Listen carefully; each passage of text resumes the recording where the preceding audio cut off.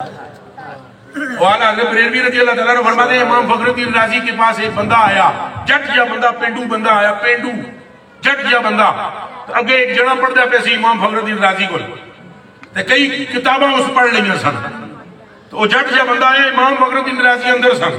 اعلیٰ حضرت بریلوی فرماتے ہیں وہ جڑا طالب علم سی نا اس بوڑھے نال شروع ہو گیا گپاں لاؤن، بابا جی بھی تسی کون ہو، کنج حال ہے کہ بابا جی کون ہو؟ انہیں کہا سنی، کہ ہمیں سنی۔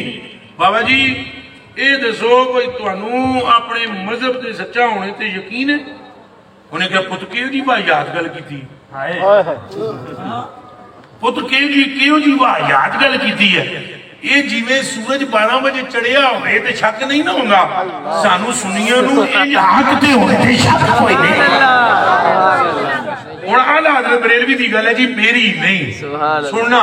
اعلیٰ حضرت بریلوی فرماتے ہیں مولوی صاحب رونا شروع ہو گئے، داڑھی ساری آنسوں نال تر بتا۔